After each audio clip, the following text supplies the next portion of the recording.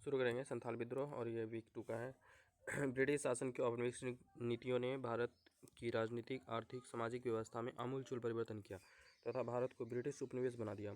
संथाल विद्रोह ब्रिटिश शासन को इन्हीं आर्थिक प्रशासनिक नीतियों के खिलाफ प्रथम संगठित सशक्त जनजातीय विद्रोह था। संथाल विद्रोह 1855-56 में दमन, एको, भागलपुर से राजमहल तक की पहाड़ियों को कहते थे क्षेत्र में सिद्धू कानू चांद भैरव के नेतृत्व में यह विद्रोह पूर्व में हुए जनजातीय आंदोलन की अपेक्षा ज़्यादा आक्रामक और संगठित एवं हिंसक था। इस विद्रोह ने जनजातीय परंपराओं एवं अधिकारियों की रक्षा करने में महत्वपूर्ण भूमिका निर्वाह की। अगला संथाल विद्रोह का उद्देश्य। इस विद्रोह के माध्यम से निम्नलिखित उद्देश्य प्राप्त करना चाहते थे। विदेशी प्रभाव को समाप्त करना चाहते थे। संथाल विद्रोह ब्रिटिश का अंत करना चाहते थे। नया धर्म आधारित राज्य की स्थापना करना चाहते थे और संथाल पारंपरिक वन अधिकारों के साथ आर्थिक हितों की सुरक्षा करना चाहते थे। नेक्स्ट है इसके कारण। संथाल विद्रोह कारण अंग्रेजी सरकार नीतियों के खिलाफ जनजातीय क्षेत्र सहित भारत के सभी क्षेत्रों एवं वर्गों के साम्राज्यवादी सरकारों के खिलाफ संथाल, भूमिज, हो, मुंडा पहाड़ी आदि अनेक विद्रोह समय समय पर हुए, जो अंग्रेजी सरकार की शोषणकारी नीतियों के खिलाफ कुछ स्थानीय एवं तत्कालिक कारणों से प्रेरित थे। इसके परिप्रेक्ष्य में संथाल विद्रोह के लिए जिम्मेदार कारकों को हम निम्न से देख सकते हैं। तो सबसे पहले देखेंगे हम जमींदारी प्रथा और इसके दुष्परिणाम।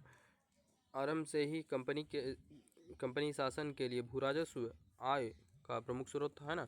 आरंभिक भूराजस्व संबंधी प्रयोग के बाद 1793 में बिहार में बंगाल में जमींदारी लागू कर दिया गया था। प्रारंभ में कंपनी में उनके सरदारों को जमींदारों का दर्जा प्रदान किया गया। इन जमींदारों का उपयोग सरकार अपने हित स्वार्थ साधने के लिए करती थी। लगान की इस नई प्रणाली की व्यवस्था में आमूलचूल परिवर्तन बदलाव किया।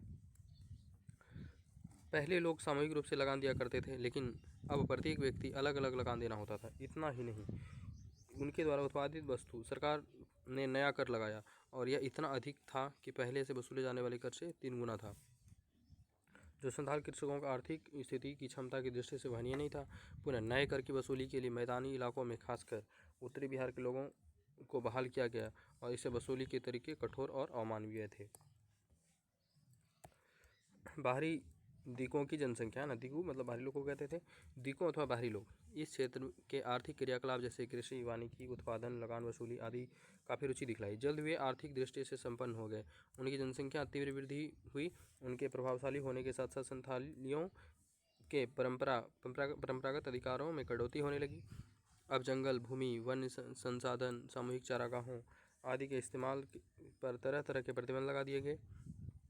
जगह बदलकर की जाने वाली खेती पर पूर्णतः रोक लगा दी गई। परिणामतः कृषि अलाभकारी हो गई। धीरे धीरे संथालों की आर्थिक स्थिति दयनीय होती चली गई। नेक्स्ट पॉइंट है कारण का ऋण भार में वृद्धि।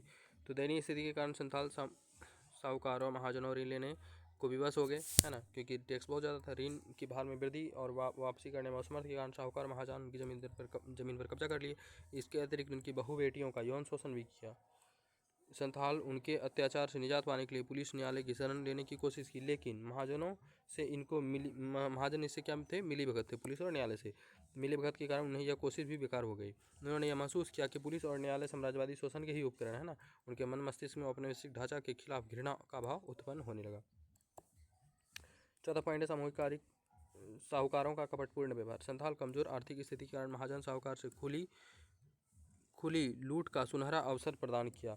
अपनी जमीन से बेदखल होने से बचने के लिए संथाल महाजनों ऊंची ब्याज दर पर ऋण लिया। उन्होंने केवल ब्याज पर ब्याज वसूली बल्कि अपने कपटपूर्ण व्यवहार से ऋण में काफ़ी गड़बड़ी की और भोले वाले संथाल धूर्त महाजनों और साहूकारों के व्यवहार के कारण ऋण जाल में फंसते चले गए। फलतः उनके खिलाफ काफ़ी रोष था और यही कारण था विद्रोह में तब महाजनों की हत्याएँ की गई। उनके ऋण लेखों को आग लगा दिया गया। चौथा पॉइंट है राजनीतिक कारण। संथाल को अपना राजनीतिक ढांचा जिसमें परहा पंचायत कहते थे, पुरहा या परहा, यह प्रतिनिधि मूलक परंपरागत ढांचा था। उनके सरदार संथालों द्वारा सरदार जो है ना संथालों द्वारा ही चुने जाते थे। ये सरदार उनके हित की रक्षा का ख्याल रखते थे। गाँव का लगान एक साथ राजकोष में जमा करते थे। स्मरणीय है कि नवीन जमींदारी व्यवस्था औपनिवेशिक प्रशासनिक ढांचा के लागू होने के बाद उनके अधिकार समाप्त प्राय हो गए, है ना। जो परहा पंचायत है उनका व्यवस्था क्या हो गया, समाप्त हो गया। परिणाम स्वरूप संथाल में नए राजनीतिक ढांचा के खिलाफ पर्याप्त असंतोष था। वे हर हाल में पूरी व्यवस्था को बहाल करना चाहते थे, पूरा पंचायत को, जिससे कि उसी प्रकार से अधिकार सुरक्षित हो सके, है ना। नेक्स्ट पॉइंट है धार्मिक एवं सामाजिक कारण। संथाल जनजाति धार्मिक रूप से पूर्णतः स्वतंत्र थी। वे धार्मिक अनुष्ठान के लिए अपने लोगों में से ही पुरोहितों या पाहन का चुनाव करती थी। पुरोहित पूर्वज एवं उनके ठाकुर जो भगवान जिसको मानते थे के साथ उनका उनका संबंध स्थापित करने के लिए। लेकिन औपनिवेशिक शासन की स्थापना के बाद ईसाई मिशनरियों के प्रवेश और उनके आक्रामक धार्मिक प्रचार उनकी मान्यताओं को कुठाराघात किया। फलतः अंग्रेजों के शासन के उन्मूलन के लिए कटिबद्ध हो गए, है ना, समाप्ति के लिए। और अंतिम में जो तात्कालिक कारण था, जिसके तहत विद्रोह भड़क गया, उपरोक्त वर्णित कारणों संथाल असंतोष की रूप बारूद इकट्ठा हो रहा था, जिससे दरोगा हत्याकांड चिंगारी के रूप में महेश नामक दरोगा था। उसके बाद मामूली चोरी के स्थानीय साहूकार दरोगा की सहायता से कुछ संथालों को गिरफ्तार करवा दिया। प्रतिरोध स्वरूप संथालों ने उस महेश दरोगा की हत्या करवा दी। यह तनाव उत्तरोत्तर बढ़ता गया और व्यापक विद्रोह का रूप ले लिया, है ना। विद्रोह का प्रसार कहाँ कहाँ हुआ था? संथाल विद्रोह तेज गति से 30 जून 1855 में भगनाडी 400 गांव के करीब 6000 संथाल, है ना। तो 30 जून 1855 को 400 गांव के 6000 संथाल एकत्रित हुए और सभी ने विद्रोह का निर्णय लिया। इस विद्रोह का मुख्य उद्देश्य था बाहरी लोगों को भगाना, विदेशियों का राज समाप्त करना और धर्मराज की स्थापना करना। सिद्धू कानू चांद भैरव उसका नेतृत्व कर रहे थे। शीघ्र ही 50,000 संथाल जमा हो गए। उन्होंने महाजन जमींदारों पर हमला कर दिया। उन्होंने साहूकारों के मकान के साथ कचहरियों और दस्तावेज को जला दिया। गुलामी का जो प्रतीक था, पुलिस स्टेशन, रेलवे स्टेशन, डाक चौकी, गाड़ियों को क्या कर दिया? जला दिया। उनके संगठित विद्रोह को कुचलने के लिए सेना की सहायता लिया गया। विद्रोहियों को सफाया करने के लिए मेजर जनरल बारो के नेतृत्व में सेना की 10 टुकड़ियां भेजी गई। विद्रोहियों ने उन्हें करारी मात दी। इसके बावजूद संथालों का प्रतिरोध अधिक दिनों तक नहीं टिक सका। उस क्षेत्र में मार्शल लागू कर दिया गया। 15,000 संथाल मारे गए। 1855 में सिद्धू पकड़ा गया और उन्हें मार डाला गया। फिर कानू को भी गिरफ्तार कर लिया गया और अंततः संथाल विद्रोह ठंडा पड़ गया। संथाल विद्रोह की प्रकृति में देखते हैं। संथाल विद्रोह से अंग्रेजी शासन की समाप्ति तथा दिक्कों जो बाहरी लोग थे इस क्षेत्र से बाहर करने के साथ न्याय एवं धर्म आधारित संथाल की स्थापना का उद्देश्य 1855-56 में दमन को जो भागलपुर से राजमहल की पहाड़ियों तक क्षेत्र है में सिद्धू कानू चांद भैरव के नेतृत्व में 6000 संथाल विद्रोहियों संगठित किया तथा भगनाडी नामक गाँव पर हमला शुरू किया। संथाल ने विद्रोह को पूरी तीव्रता के साथ शुरू किया था। मेजर बारो अलेक्जेंडर थॉमसन के नेतृत्व में विद्रोहियों को क्रूरता से दबाया गया। सिद्धू कानू सहित 15,000 संथाल मारे गए। विद्रोह अपने लक्ष्य की प्राप्ति में असफल रहा। यह विद्रोह अपनी अद्वितीय प्रकृति के कारण काफ़ी महत्वपूर्ण है, जो निम्न रूप से इसका महत्व देख सकते हैं। ब्रिटिश नीतियों एवं शोषण के खिलाफ सबसे आक्रामक विद्रोह था। काफ़ी संगठित और हिंसक प्रवृत्ति का था। यह विद्रोह स्थानीय प्रकृति था पर अपने उद्देश्यों के युद्ध की तकनीक के कारण राष्ट्रव्यापी महत्ता का था। इस आंदोलन में मसीहावादी दृष्टिकोण मिला, खुद को भगवान घोषित करने टाइप का। विद्रोह के संगठन तीव्र प्रसार धार्मिक स्वरूप का धारण किया गया था। स्थानीय शासन को कायम करने के लिए वही स्वदेशी की भावना का उद्देश्य है ना, स्वदेशी यहाँ भी दिखता है जो 1905 में हुआ था। उसके बाद देखते हैं प्रतिक्रिया ब्रिटिश का क्या रहा। तो इसलिए उनके पास आधुनिक हथियार थे। विद्रोहियों के हथियार परंपरागत थे। देखिए अनुसी निम्न किस्म के थे। तीर धनुष भाले का प्रयोग करते थे, जबकि ब्रिटिश सैनिक अत्यधिक शास्त्रों से लैस थे। इस विद्रोह को दमन करने के लिए अंग्रेजी शासन ने मार्शल लॉ लगाया। मेजर बारो के नेतृत्व में 10 टुकड़ियां भेजी गई जिन्हें संथाल द्वारा परास्त कर दिया गया। कैप्टन अलेक्जेंडर और थॉमसन के नेतृत्व में बड़ी सेना भेजी गई और विद्रोह का क्या कर दिया गया? दमन। कौन किया? अलेक्जेंडर और थॉमसन ने। दमनात्मक कार्रवाई 1855 में सिद्धू कानू, 1856 में कानू, 1855 में सिद्धू और 1856 में कानू सहित 15,000 संथाल मारे गए। परिणाम क्या हुआ? विद्रोह के उपरांत संथाल विद्रोह के क्षेत्र में विशेष प्रशासनिक पद्धति के तहत भागलपुर, बीरभूम के कुछ क्षेत्र पृथक कर संथाल परगना जिला गठन घोषित किया गया और यह नॉन रेगुलेशन जिला था जहां सामान्य कानून लागू नहीं होते थे। 1870 में संथाल परगना टेनेंसी एक्ट लागू किया गया। इस एक्ट के तहत संथाल विद्रोह न केवल भूमि संबंधी अधिकारों की सुरक्षा की हुई बल्कि उनके परंपरागत ग्राम प्रशासन को भी मान्यता दे दी गई और प्रधानों को पुलिस संबंधी अधिकार भी दे दिया गया। वाह। संथालियों के परंपरागत माझी व्यवस्था को भी बहाल कर दिया गया। विद्रोह के क्रम में संथालियों द्वारा अपने सामाजिक, आर्थिक, सांस्कृतिक अस्मिता की रक्षा करने के लिए आत्मोत्सर्ग की भावना जो परिचय दिया था वह जनजातीय आंदोलन के लिए एक प्रेरणा स्रोत था हम लोग के लिए, है ना। उसके बाद कारण और परिणाम देखते हैं। विशुद्ध रूप से विद्रोह जनजातीय रूप से, है ना, जनजातीय क्षेत्रीय प्रकृति का था और आदिवासी जमीन, जंगल, जीवन, बाहरी हस्तक्षेप के विरुद्ध जनजातीय समाज की रक्षा के लिए शुरू किया गया था। इस विद्रोह में औपनिवेशिक शोषण एवं शासन के प्रतीक के साथ साथ देसी शोषक वर्ग को निशाना बनाया। यह विद्रोह अपने अधिकारों की रक्षा, शोषण के विरुद्ध की भावना से प्रेरित आगे चलकर विद्रोह की प्रेरणा लेकर मुंडा विद्रोह 1895 से 1900 के बीच में, ताना भगत 1914 से 1919 तक, 1857 के विद्रोह अनेक विद्रोह हो जिसके कारण मूल रूप से ब्रिटिश शासन शोषण की नीतियाँ ही थी। उसके बाद है संथाल विद्रोह अपने ही मूल लक्ष्यों को प्राप्त करने में असफल रहा। किसी भी आंदोलन को आकलन महज उनके लक्ष्य की प्राप्ति को लेकर नहीं किया जा सकता, बल्कि आने वाले समय में किन किन महत्वपूर्ण बदलाव हुए, मार्ग प्रशस्त किया, काफ़ी यह महत्वपूर्ण होता है। उस लिहाज से हम संथाल विद्रोह के परिणाम का हम आकलन करेंगे कि जनजातीय एकता हुई, जनजातीय समाज में सुधार हुआ, अपनी वीरता और साहस के कारण नई आर्थिक व्यवस्था स्वप्न में आंदोलन में विद्रोह को प्रेरित किया, विरोध के माध्यम से कुछ हद तक सही सरकार अपनी नीतियाँ बदली, मतलब वही अंग्रेजी सरकार नीतियाँ बदली, जिससे जनजातीय आत्मविश्वास बढ़ा। अंग्रेज सरकार द्वारा दी गई रियायत जनजातीय समाज को आगे होने वाले विद्रोहों से जुड़ने के लिए प्रेरित किया।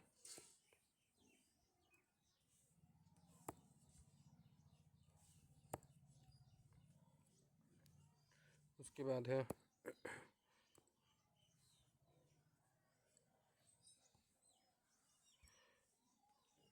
सामाजिक पंचायत व्यवस्था लागू कर दी गई। सामाजिक पंचायत व्यवस्था पर बहाल कर दी गई। जनजाति में एकता में वृद्धि हुई। भविष्य में विद्रोहों को जनजातीय भागीदारी बढ़ी। उसके बाद हम देखते हैं संथाल विद्रोह का महत्व क्या था। महत्व तो संथाल विद्रोह विशिष्टता के कारण कार्ल मार्क्स ने इसे प्रथम जन क्रांति कहा है। क्या कहा है? प्रथम जन क्रांति। संथाल विद्रोह भले ही अपने मूल कर्तव्य की प्राप्ति में सफल न हुआ, लेकिन कुछ महत्वपूर्ण बदलाव सुधार के आने वाले समय के साथ महत्वपूर्ण बदलावों के मार्ग प्रशस्त किया, जिसकी महत्ता हम देख सकते हैं। पहला तो संथाल टेनेंसी एक्ट लाया गया, अधिनियम लाया गया, जिसके तहत जनजातीय आर्थिक हितों की रक्षा हुई। दूसरा, इस क्षेत्र में मानवीय व्यवस्था पुनः बहाल कर दिया गया।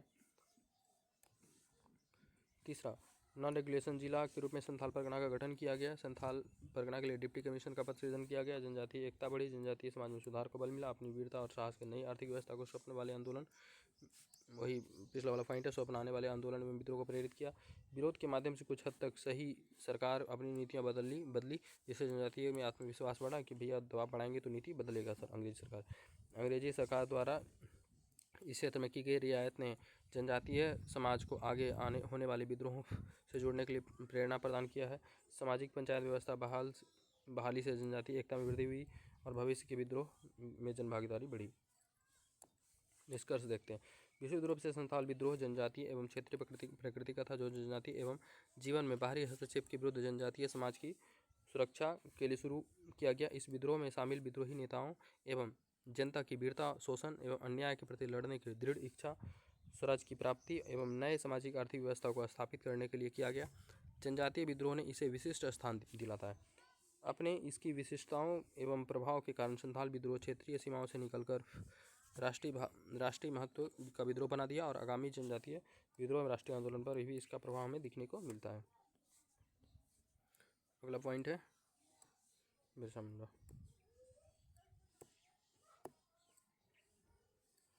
मुंडा विद्रोह तत्कालीन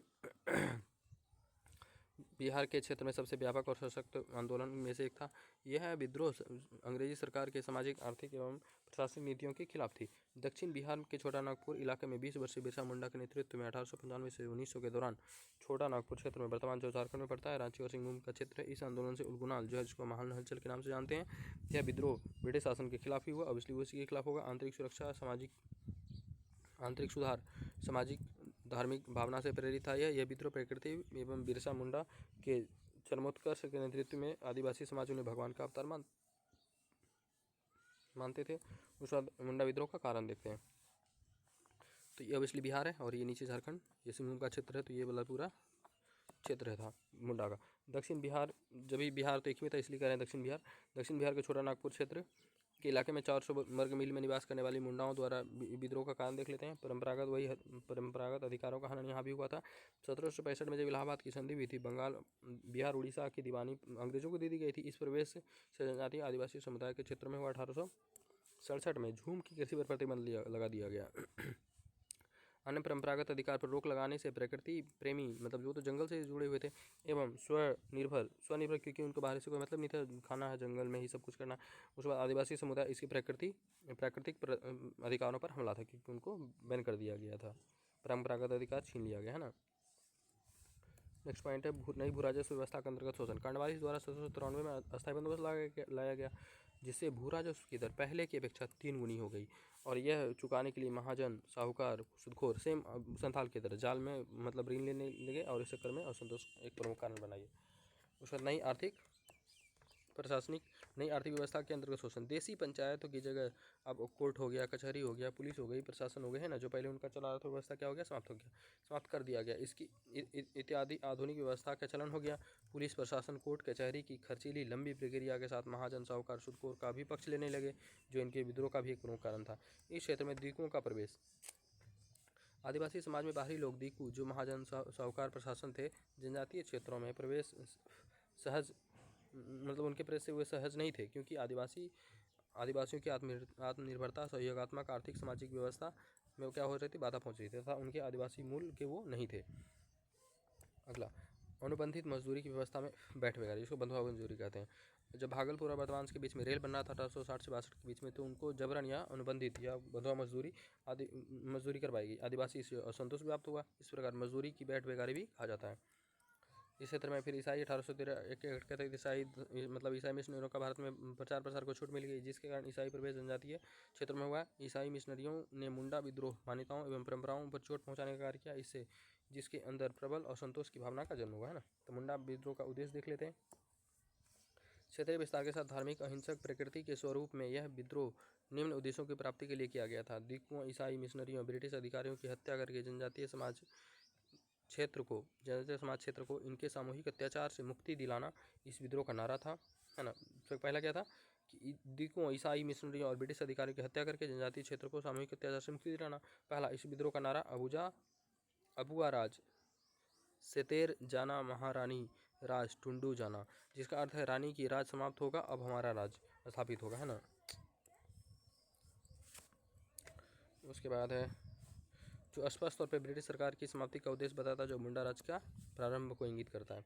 जनजातीय क्षेत्रों में जबरन मजदूरी बेकारी को समाप्त करना, सामाजिक आर्थिक जनजातीय क्षेत्रों में फिर से गौरव स्थापित करना, सामाजिक धार्मिक मान्यताओं को संरक्षण करना, एकेश्वरवाद को बढ़ावा देना, है ना, बहुत सारा बहुदेव देवताओं को बंद करना या समाप्त करना। उसके बाद शुद्धता को बढ़ावा देना, नैतिक जीवन को, शराब न पीना, तो ये सब चीज़ को क्या किया गया, सामूहिक शामिल किया गया। रूढ़िवादी विरोध का, शोषण मुक्ति समाज की स्थापना करना, है ना। उसके बाद मुंडा विद्रोह। जनजातियों द्वारा 1899 से 1900 के बीच में बिरसा मुंडा एक संगठित और व्यापक विद्रोह था। इसके प्रसार रांची और सिंहभूम जैसा कि हम देख लिए हैं। इस विद्रोह का क्रम बिरसा ने बाहरी प्रभुत्व को समाप्त करने के लिए आंतरिक सुरक्षा की आवश्यकता समझा, और इस विद्रोह को गुलान या महान हलचल कहते हैं। बिरसा का जन्म मुंडा जनजाति में हुआ था। आरंभ में उन्होंने ईसाई मत को स्वीकार कर लिया, बाद में वैष्णव मत से प्रभावित हुए, और अंततः उन्होंने विचारों पर ईसाई मत, वैष्णव मत, मुंडा मत तीनों का प्रभाव था। उन्होंने निरर्थक कर्मकांड, गैर जरूरी प्रथाओं का त्याग कर एक ईश्वर या सिंह बोंगा को उपासना पर बल दिया। स्वयं को भगवान का दूत होने के कारण 1899 में क्रिसमस की पूर्व संध्या पर बिरसा ने मुंडा जनजाति के शासन को समाप्त करने की घोषणा की, है ना। बिरसा मुंडा ने क्या किया, जनजातियों के शासन की स्थापना की घोषणा की, और 1900 में इस विद्रोह का संपूर्ण छोटा नागपुर क्षेत्र पर फैल गया। ये जो विद्रोह था संपूर्ण छोटा नागपुर क्षेत्र पर फैल गया, और लगभग 6000 मुंडा हथियार से लैस होकर बिरसा के साथ निकल लिए। उसके शासन के तमाम प्राकृतिक संस्थाओं, शोषणकारी अधिकारियों, महाजन, ठेकेदार के विरुद्ध हिंसा और आगजनी की घटनाएं घटी। अंग्रेजी शासन ने भी इस विद्रोह को दबाने के लिए बड़े पैमाने पर गिरफ्तारी, नरसंहार का सहारा लिया। बिरसा को पकड़ने के लिए जेल में डाल दिया गया, जहाँ हैजा से उनकी क्या हो गई, मृत्यु हो गई। प्रकृति देखते हैं। किसी विद्रोह की प्रकृति को समझने के लिए उस विद्रोह का कारण को हम देखेंगे, विद्रोह का प्रसार देखेंगे, उद्देश्य देखेंगे, नेतृत्व देखेंगे और कार्यशैली देखेंगे, है ना। तो सबसे पहले हम विद्रोह का प्रकृति देखते हैं। यह विद्रोह पुरातन मूल्यों या आदर्शों से प्रभावित था। इसकी सोच पुनर्व्यवस्था स्थापना करना था, या मुंडा राज को स्थापना करना था। यह विद्रोह स्थानीय छोटा नागपुर क्षेत्र एवं स्थानीय मुद्दों पर संबंधित था। यह विद्रोह हिंसक और उग्रवादी था। यह तत्कालिक कारण जमींदारी व्यवस्था, पुलिस व्यवस्था, न्यायपालिका व्यवस्था के खिलाफ औपचारिक शासन के प्रति समझ का अभाव था। यह विद्रोह अंधविश्वास से भी प्रभावित था। और इस विद्रोह में बिरसा मुंडा का मसीहाई दृष्टिकोण देखा गया। उनके औषधीय चमत्कारी शक्तियों का गुणगान किया गया। उसके बाद बिरसा ने रूढ़िवादियों का विरोध कर शोषण मुक्त समाज की स्थापना का प्रयास किया। उन्होंने एकेश्वरवाद, शुद्धता, नैतिक जीवन पर बल दिया। उसके बाद है इस विद्रोह में सामाजिक धार्मिक व्यवस्था को नवीन विकल्प नहीं दिया गया। इस संदर्भ में प्रगतिशील कार्यक्रम का अभाव था। इस प्रकार हम कह सकते हैं अपने जो स्वरूप में स्थानीय स्वरूप का था, विद्रोह हिंसक था, जिसका उद्देश्य पुरातन मुंडा व्यवस्था का स्थापना करना था। इसका नेतृत्व बिरसा मुंडा ने मसीहाई नेतृत्व में बड़ी भूमिका निभाई। उसके बाद हम देखते हैं बिरसा मुंडा द्वारा जनजातीय समाज में धार्मिक व्यवस्था में आंतरिक शुद्धिकरण का भी प्रयास किया था। इस विद्रोह का मूल उद्देश्य द्वीपों, ईसाई मिशनरियों एवं ब्रिटिश अधिकारियों की हत्या करके जनजातीय समाज के क्षेत्र में इनके सामूहिक अत्याचार से मुक्ति दिलाना था। इसके साथ साथ बिरसा मुंडा द्वारा मुंडा समाज में मौजूद धार्मिक एवं सामाजिक कुरीतियों को दूर करने का प्रयास किया गया। जैसे हम निम्न बिंदु से देख सकते हैं। पहला, बहुदेववाद मतलब सिंह बोंगा मतलब बहुदेववाद को विरोध किया गया और एकेश्वरवाद को जिसको सिंह बोंगा को बढ़ावा दिया गया। उसके बाद इस क्रम में बिरसा मुंडा ने बड़ी संख्या में ईसाई धर्म को स्वीकार कर चुके मुंडाओं को एकेश्वरवाद की दीक्षा दिलाई, जिनके पैगंबर वे स्वयं थे। उन्होंने बताया कि सिंह बोंगा की दया में समाज में पुनर्आदर्श व्यवस्था स्थापना होगा और शोषण उत्पीड़न समाज से मुक्ति मिलेगी। तो हम यहाँ कुछ इसको पहले कंप्लीट कर लेते हैं। बिरसा मुंडा की आरंभिक लोकप्रियता का आधार उनकी औषधि और चमत्कारिक शक्तियाँ थी। बिरसा मुंडा अपने समर्थक स्वच्छता, शुद्ध नैतिक जीवन यापन, मांस नहीं खाना, जैसे शराब नहीं पीना, इस सब चीज़ पर ध्यान दिया। 1855 में बिरसा मुंडा ने स्वयं को भगवान का दूत घोषित किया। हम यहाँ कुछ देख लेते हैं उपदेश क्या क्या दिए थे। जैसे परोपकार ही सबसे बड़ा धर्म है, सभी लोग यह जो पवित्र धारण करें तथा अपना हृदय शुद्ध रखकर केवल सिंह बोंगा की रचना करें। सभी सिंह बोंगा सहित इस ब्रह्मांड का निर्माता सिंह बोंगा ही है। हड्डियों व शराब पीना अच्छा बात नहीं। हड़िया व शराब मतलब ताड़ी वाड़ी चीज़ करते हैं। उसे संसार की सारी शक्तियाँ प्राप्त हैं। मुंडा घोष मतलब खुद को बोल रहे हैं। उसके बाद यह धरती आवा पृथ्वी का पिता खुद को कह रहे थे। वो बीमारियों को भी ठीक कर सकते हैं। ये सारा बात कौन? बिरसा मुंडा जी कह रहे थे। उसके बाद इस विद्रोह का महत्वपूर्ण विशेषता महिलाओं की भागीदारी थी, जो जनजातीय समाज में महिलाओं का प्रमुख भूमिका में परिचय करी। उसके बाद जनजातीय समाज में उन्होंने संगठन के लिए एकता पर बल दिया। इस विद्रोह का एक प्रमुख उद्देश्य व्याप्त सामाजिक कुरीतियों का भी दूर करना था। अंततः यह विद्रोह अपने आप में विशेष था। भले यह विद्रोह सफल नहीं हो पाया, लेकिन राष्ट्रीय स्वतंत्रता संग्राम में बिरसा मुंडा आंदोलन एक प्रेरणा स्रोत बना और जनजातीय आंदोलन में समाज एवं धर्म में मौजूद बुराइयों पर प्रहार किया, जिसका असर यह हुआ कि आदिवासी समाज में आधुनिकता को बढ़ावा मिला।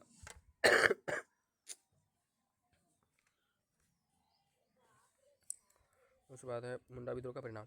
इस क्षेत्र में जनजातीय भूमि का सर्वेक्षण मुंडा जनजाति के संरक्षण में हुआ।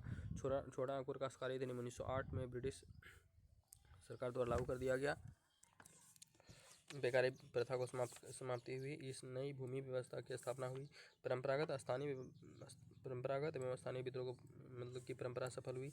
जनजातियों में एकता सकारात्मक प्रवृत्ति का विकास हुआ। छोटा नागपुर टेनेंसी एक्ट 1908 में खुटगुट्टी व्यवस्था को पुनः बहाल कर दिया गया। अब हम इस विद्रोह का महत्व देखेंगे। जनजातीय एकता और जनजातीय समाज में सुधार को बल मिला। उसके बाद इस क्षेत्र में पारंपरिक खुटगट्टी व्यवस्था देख लिए पुनः बहाल हुआ। गरिमा में बनाए रखने का प्रयास किया गया। जनजातीय लोगों का शोषण के विरुद्ध प्रतिक्रिया को सामाजिक धार्मिक सुधार के माध्यम से आत्मनिर्भर मुंडा सरकार को बनाने का प्रयास किया गया। छोटा नागपुर के काश्तकारी अधिनियम 1908 को लागू किया गया। अब देखते हैं कुछ प्रभाव क्या हुआ। जैसे सामाजिक प्रभाव, उन्होंने जनजातियों को उनकी सामाजिक राजनीतिक स्वतंत्रता का एहसास कराया। उन्होंने लोगों को सपने दिखाए। दुनिया को यूरोपीय और मिशनरियों के प्रभाव से मुक्त कराने का प्रयास किया। इस प्रकार मुंडा राज का स्थापना हुआ। उसका सांस्कृतिक प्रभाव, बिरसा मुंडा ने आदिवासियों को सामाजिक जुड़ाव का बनाए रखने और सांस्कृतिक प्रथाओं का एहसास कराया। उन्होंने एक पतित्व पर अधिक जोर दिया, जिससे समाज में महिलाओं की स्थिति में सुधार हुआ। मतलब एक पति। उन्होंने लोगों के सभी अंधविश्वासों और अंधविश्वासी प्रथाओं को दूर करने का आग्रह किया। उन्होंने लोगों को एक ईश्वर की पूजा करने को कहा। उसका आर्थिक प्रभाव, छोटा नागपुर किराएदारी अधिनियम 1908 ने अपने भूमि अधिकारों की रक्षा में मदद करने की मदद की और पुरानी जनजातीय व्यवस्था भी बहाल हुई। निष्कर्ष, बिरसा मुंडा के नेतृत्व में मुंडा विद्रोह ब्रिटिश शोषण रणनीतियों से जनजातीय समाज को मुक्त कराने का गंभीर प्रयास था। इससे न केवल ब्रिटिश सरकार का तीव्र विरोध किया, बल्कि सामाजिक धार्मिक सुधार के माध्यम से आत्मनिर्भर मुंडा सरकार बनाने का भी प्रयास किया। इसने नवोदित भारतीय राष्ट्रवाद का उदय में काफ़ी प्रभावी भूमिका निभाई। मुंडा विद्रोह में अतुलनीय योगदान के कारण जनजातीय समाज में बिरसा मुंडा का नाम काफ़ी प्रमुखता से लिया जाता है। नेक्स्ट है 19वीं सदी में हुआ किसान आंदोलन, है ना।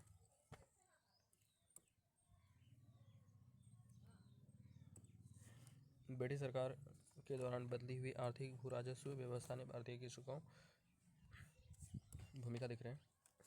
भारतीय कृषकों का जमकर शोषण किया। इस व्यवस्था के अंतर्गत जमींदार, सब में वही जमींदार, साहूकार और महाजन आदि ने कृषकों का शोषण कर ब्रिटिश शासन की आय को मतलब निश्चित किया। वही भू राजस्व की उच्च दर पुरानी कृषि एवं ग्रामीण व्यवस्था को छिन्न भिन्न कर दिया। क्योंकि इससे अकाल, भुखमरी, लगातार कर्ज के जाल में फंसते गए किसान और विद्रोह करने पर मजबूर कर दिया। 19वीं शताब्दी में यह जनजातीय स्थानीय स्वरूप में तो था, वहीं 20वीं शताब्दी में स्वामी सहजानंद, वल्लभ भाई पटेल, कार्यानंद शर्मा, मदारी पासी, बाबा साहेब, बाबा रामचंद्र, महात्मा गांधी आदि नेताओं ने किसान विद्रोह को संगठित कर इसे क्षेत्रीय और राष्ट्रीय स्वरूप प्रदान किया। इसी कड़ी में 1917 में चंपारण सत्याग्रह में गांधी जी ने अपने नेतृत्व क्षमता विशिष्ट कार्यप्रणाली के माध्यम से अंग्रेजों का सफल प्रतिरोध किया, जिससे भावी स्वतंत्रता संघर्ष पर रूपरेखा कार्यप्रणाली का निर्धारण किया। बिहार में किसान आंदोलन एक सशक्त परंपरा रही है, जिसके मूल में अंग्रेजी सरकार द्वारा किया गया स्थानीय बंदोबस्त, कृषि के वाणिज्यीकरण के साथ साथ जमींदारी द्वारा किया जा रहा शोषण था। शुरुआती दौर में इसका अभिव्यक्ति जनजातीय संथाल और मुंडा के रूप में हमने देखा है ना, हुई तो चंपारण सत्याग्रह उसका उत्कर्ष का प्रचारक है ना। वो शुरुआत हुआ मुंडा और संथाल, लेकिन उत्कर्ष कहाँ हुआ? चंपारण में। पृष्ठभूमि: प्राचीन काल से भारत कृषि प्रधान देश रहा। अंग्रेजों के आगमन से पूर्व भारत कृषि के मामले में आत्मनिर्भर था। उसके बाद कृषकों की दशा काफ़ी अच्छी एवं खुशहाल थी। भारत विश्व में कृषि उत्पादकों का एक प्रमुख निर्यातक था। 1764 में बक्सर के युद्ध के बाद अंग्रेजों ने भारत में अपनी आर्थिक नीति, कृषि संबंधी नीतियों लागू करना शुरू कर दी। इसका प्रत्यक्ष और अप्रत्यक्ष प्रभाव भारतीय किसान को नकारात्मक रूप से प्रभाव पड़ा और इस पृष्ठभूमि के कारण 19वीं-20वीं शताब्दी में कई प्रमुख किसान आंदोलन हुए। तो हम कारण देखते हैं, काहे हुआ किसान आंदोलन।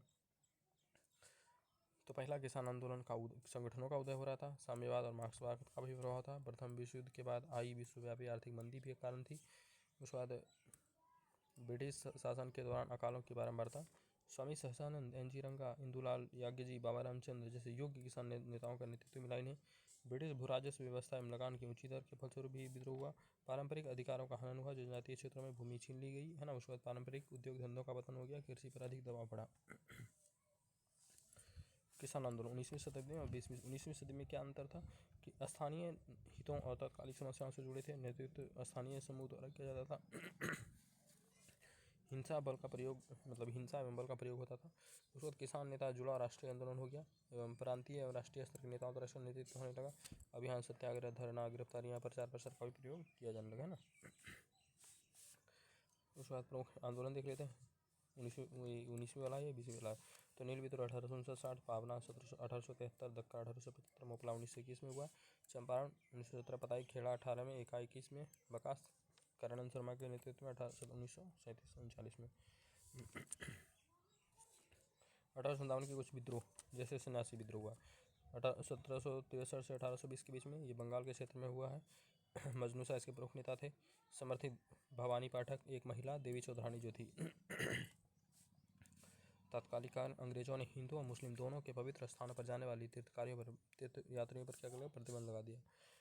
प्रतिबंध या टैक्स। 1717 में बंगाल में अकाल के भूमिहीन किसान, विस्थापित जमींदार, विघटित सैनिक, गरीबों के बीच विद्रोह का जन्म दिया और सन्यासी और फकीर भी उनके में शामिल हो गए है ना। एक तो टैक्स लगा दिया था, इधर फिर भूमि अकाल पड़ गया तो भूमिहीन टैक्स किसान भी और फिर विस्थापित जमींदार जिनसे जमींदारी छीन ली गई थी, विघटित किसान जो सैनिक जिनको हटा दिया गया था, गरीब विद्रोह, ये सब मिल के विद्रोह किया। फकीर विद्रोह बंगाल में घूमने वाले मुस्लिम धार्मिक भिक्षु का एक समूह था। विद्रोह की प्रकृति, उन्होंने अंग्रेजी कारखानों पर हमला किया, माल, नकदी, हथियार, गोला बारूद सब जब्त कर लिया। पुस्तक बंकिम चंद्र चट्टोपाध्याय की अर्ध ऐतिहासिक उपन्यास है, वही नाटी आनंदमठ। वारेन हेस्टिंग के नेतृत्व में अंग्रेजों के खिलाफ हिंदू मुस्लिम भिक्षुओं का विद्रोह था। उस बाद नरकेली हो गया। नारकबेलिया विद्रोह पश्चिम बंगाल में हुआ। निथार अली ने नेतृत्व किया था। विद्रोह का कारण मुस्लिम किराएदार ने जमींदारों के खिलाफ लड़ाई लड़ी, उन्होंने पराजियों और ब्रिटिश नील बगावत के विद्रोह, दाढ़ी पर भी टैक्स लगा दिया था, इसलिए विद्रोह ही होगा। उस वक्त पागलपंथी धार्मिक विद्रोह था। उस वक्त बंगाल में हुआ। क्रमशः टीपू शाह इसका नेतृत्व किया। किसानों को जमींदार को उत्पीड़न, अनुचित दावों से बचाने के लिए पागलों और उनके सहयोगियों ने जमींदारों कंपनी के खिलाफ विद्रोह किया था। उसके बाद है ब्रिटिश प्रतिक्रिया। टीपू शाह और उनके कुछ विद्रोही कर्नल में 1833 में उनको पकड़ लिया गया और उन पर मुकदमा चलाया गया। सरकार के विरोध में किसानों की कई मांग को कम कर दिया गया, उन्होंने लगान में भी कमी की थी और शांति बहाल कर दिया गया। 1857 का विद्रोह पता ही है। 1857 का विद्रोह किसान प्रतिरोध आंदोलन के मध्यम वर्ग, आधुनिक शिक्षित व्यक्ति की भागीदारी बढ़ रही थी। जैसे ही राष्ट्रवाद के विचार ने आधुनिक प्रणाली में शिक्षित व्यक्तियों को जकड़ लिया। ये बेचारा किसी न किसी रूप में किसानों तक भी पहुंचा, है ना। उसके बाद है विद्रोह का नाम, नील विद्रोह 1859 में हुआ, बंगाल में हुआ। नदिया के विश्वास बंधु और दिगंबर विश्वास नेतृत्व में मालदा के रफीक मंडल या पाबना के कादर मुल्ला। विद्रोह का कारण वही बंगाल में हुआ। यूरोपीय बंगाल मालिकों द्वारा नील की खेती करने से मना कर दिया था किसानों ने, जो किसानों पर इसकी खेती करने के लिए दबाव डाल रहे थे, और बंगाली बुद्धिजीवियों ने इस मुद्दे को भारतीय जनता के सामने रखा। विद्रोह की प्रकृति, भले भाले और तलवार से नीलकारी खानों पर हमला किया गया। लगान मांगने पर बागवानों को पीटा गया। यह बावना जिले में विशेष रूप से मजबूत था, जहाँ रैयत नील की बुआई का कड़ा विरोध कर रहे थे। ब्रिटिश प्रकृतियाँ होगा इसलिए दबा देंगे। 1859 नील कमीशन का गठन किया गया और बुराई को दूर करने की कोशिश की। 1860 में नील बंधु ने नील दर्पण का मतलब पत्रिका लिखा, जिसमें वर्णन किया। दक्कन का विद्रोह 1875 में हुआ है। पूना सतारा में अहमदाबाद में विद्रोह का कारण दक्कन के क्षेत्र में आधार रैयत व्यवस्था विकास करना था। ज़्यादा नहीं पूछेगा, नहीं लिखना है। पालना विद्रोह 1873 में बंगाल में हुआ। ईशान चंद्र शंभू काल के नेतृत्व में हुआ है। उसके बाद 20वीं सदी में किसान आंदोलन। 20वीं सदी में अनेक कृषक आंदोलन देखे गए। इस काल में भी अनेक आंदोलन मूल कारण वही था जो 19वीं सदी में रहा, है ना। इसके स्वरूप में भले अंतर आया। कृषक आंदोलन के उद्देश्य भी व्यापक हो गए थे। 19वीं सदी में कृषक आंदोलन का स्वरूप क्षेत्रीय तथा मसीहावादी था। इस समय आंदोलन का दृष्टिकोण संकीर्ण होता था। इनका मुख्य निशाना तत्कालिक शोषक वर्ग होते थे। उदाहरण के लिए पाबना किसान आंदोलन की घोषणा महारानी रैयत हैं, वे महारानी की रैयत हैं, उन्हीं के बनकर रहना चाहेंगे। इसके उद्देश्य भी तत्कालिक होते थे। जब ये उद्देश्य पूरे हो जाते तो आंदोलन स्वयं ही शांत पड़ जाता। इन आंदोलन का आधुनिक विचारधारा का आधार प्राप्त नहीं था। इसी वजह से औपनिवेशिक शासन के समक्ष वास्तविक चुनौती प्रस्तुत नहीं कर सके। 20वीं सदी में लेकिन 20वीं सदी के कृषक आंदोलन का स्वरूप अलग था। इस सदी में कृषक आंदोलन अस्पष्ट राजनीतिक विचारधारा का आधार प्राप्त था। 20वीं सदी में कृषक आंदोलन का राष्ट्रीय आंदोलन से जुड़ा हुआ था। कृषक आंदोलन पर बुर्जुआवादी प्रभाव मतलब जो मध्यम वर्गीय था। विभिन्न क्षेत्रों में किसान सभा का गठन होना, इसमें उनमें किसानों नेताओं के साथ राष्ट्रीय नेताओं का भाग लेना इसका उदाहरण है। उसके बाद किसान सभा के नेताओं भी सक्रिय रूप से राष्ट्रीय आंदोलन में भाग लेते थे। 19वीं सदी और 20वीं सदी कृषक आंदोलन में अंतर देखते हैं, हालांकि ऐसा पूछेगा नहीं। 19वीं सदी कृषक आंदोलन, 20वीं सदी कृषक आंदोलन। प्रकृति, उसके बाद आंदोलन का उद्देश्य लगभग पूरी तरह से आर्थिक स्वरूप तथा शोषण के विरुद्ध था। गांधी जी प्रवेशवाद उपनिवेशवाद के खिलाफ व्यापक संघर्ष में किसान ने भारी उपस्थिति दर्ज की। इसमें नेतृत्व, इन विद्रोह का नेतृत्व कृषक वर्ग नहीं किया था, जबकि इनका नेतृत्व किसान सभा द्वारा, कांग्रेस द्वारा और कम्युनिस्ट नेताओं द्वारा किया गया। आंदोलन की सीमा एक विशेष स्थानीय क्षेत्र होता था। इसमें क्षेत्रीयता के साथ साथ कई मायनों में अखिल भारतीय आंदोलन हुआ और आंदोलन का मुख्य उद्देश्य कृषक सम्मेलनों और बैठकों का आयोजन किया गया। उपनिवेशवादी समाज के संदर्भ में, इसमें उपनिवेशवादी समाज नहीं थी और उपनिवेशवादी का विरोध आंदोलन का लक्ष्य नहीं था। इस काल में उपनिवेशवादी विरोध की चेतना जग गई थी, पता चल रहा कि शोषण अंग्रेजी कर रहे हैं भाई। औपनिवेशिक संगठन, कोई औपचारिक संगठन नहीं था। ग्रामीण भारत में किसानों के स्वतंत्र वर्ग संगठन का उदय हुआ। अखिल भारतीय किसान सभा गठन 1936 में हुआ था, है ना, पता ही होगा। सदानंद सरस्वती के नेतृत्व में 1917 चंपारण सत्याग्रह। 20वीं सदी का आरंभ के दशक में चंपारण में किसान आंदोलन हुआ। इसकी गूंज पूरे भारत में हुई। इस आंदोलन का महत्व इसलिए भी ज़्यादा है, यहीं से महात्मा गांधी का भारतीय राजनीति में सक्रिय प्रवेश हुआ और राष्ट्रीय आंदोलन का मुख्य अस्त्र सत्याग्रह का प्रथम प्रयोग हुआ।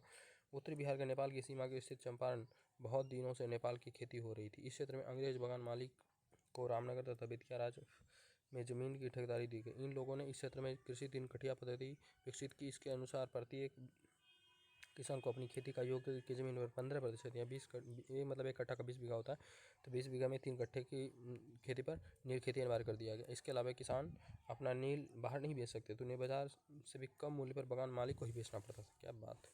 इससे किसान का आर्थिक शोषण होता था। 1900 के पश्चात जब यूरोपीय देश नील की मांग कम होने लगी तो इसका मूल्य घटाने लगे तथा नील पहले से कम था फिर घटाने लगे। तब भी नील उत्पादकों ने इसकी क्षतिपूर्ति किसानों से ही की। उसके बाद इस पर अनेक प्रकार से मतलब अनेक कर लगाए गए। अगर कोई किसान नील की खेती से मुक्त होना चाहता है तो उसके लिए आवश्यक था कि वह बगान मालिक से एक बड़ी राशि तबान के रूप में दे दे। किसान से बेगार भी लिया जाता था तथा उन्हें शारीरिक कष्ट भोगना पड़ता था। वस्तुतः किसानों की स्थिति बंगाल के किसानों से भी बदतर थी। चंपारण में नीलों के अत्याचार के विरोध किसान समय समय पर विरोध प्रकट करते थे, लेकिन 1905-8 में मोतिहारी और बेतिया के निकटवर्ती इलाकों के किसान पहली बार व्यापक तौर पर आंदोलन का सहारा लिया, जिसमें हिंसा भी हुई थी, परंतु सरकार ने नीलों का कोई प्रभाव नहीं पड़ा। जैसे कि अभी बीपीएससी प्रोटेस्ट का कोई प्रभाव नहीं पड़ रहा है। उसके बाद 1916 में चंपारण के अपेक्षाकृत संपन्न किसान राजकुमार शुक्ल ने गांधी जी के सत्याग्रह पद्धति से प्रभावित होकर उन्हें चंपारण स्वयं आने का अनुरोध किया। अंततः गांधी जी ने 1917 कलकत्ता अधिवेशन के पश्चात स्वयं चंपारण की यात्रा पर आए और राजेंद्र प्रसाद, बृजकिशोर प्रसाद, आचार्य कृपलानी आदि कांग्रेसी नेताओं के साथ मिलकर उन्होंने किसान की शिकायत को लेकर उनके पास आए। गांधी जी के कार्य का स्थानीय प्रशासन ने विरोध किया था कि भैया कहाँ आए हो, निकल लो गुजरात, जैसे अभी हम भगा रहे हैं गुजराती को। उसके बाद स्थानीय प्रशासन के तुरंत गांधी जी को उस क्षेत्र से निकल जाने की सलाह दी। हम लोग ही बोल रहे थे निकल लो। उसके बाद बेतिया प्रशासन ने तो उन्हें गिरफ्तार भी कर लिया, परंतु गांधी जी ने स्पष्ट किया कि मैं तब तक इस क्षेत्र को नहीं छोड़ूंगा जब तक किसान की शिकायत पूरी तरह सुन नहीं जाए, जब तक एग्ज़ाम नहीं करवा लेंगे तब तक हम भी जाएंगे नहीं। मन्नू भाई परमार। उसके बाद अंततः बिहार के गवर्नर ने किसानों की शिकायतों की जांच करने के लिए आयोग बना दिया गया, बट परमार ने तो आयोग बनाया नहीं, जिसमें सदस्य के रूप में गांधी जी को भी शामिल किया गया।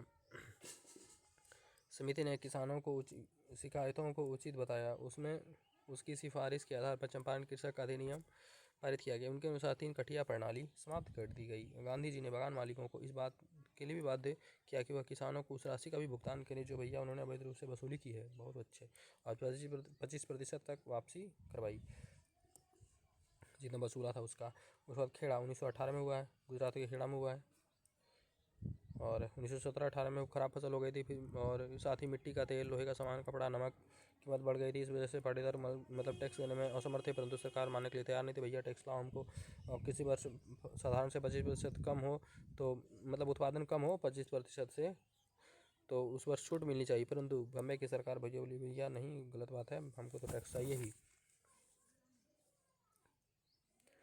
तो नवंबर 1917 में कपड़ागंज तालुका के मोहन लाल पांडे ने खराब फसल के कारण मालगुजारी न अदायगी करने आंदोलन प्रारंभ किया। अच्छा, मोहनलाल पांडे इस आंदोलन में जुड़ गए। उन्होंने विट्ठल भाई पटेल की पूरी जांच पड़ताल का निष्कर्ष निकाला, परंतु मांग जायज़ था, और फिर आगे सरकार ने ऐसा आदेश पारित किया। इसके पश्चात आंदोलन वापस ले लिया गया। परंतु जब सरकार ने अपील याचिकाओं का असर नहीं पड़ा तो गांधी जी ने इसे दो शपथ दिलाई कि भैया वो किसी की भी कीमत पर टैक्स लगान नहीं देंगे।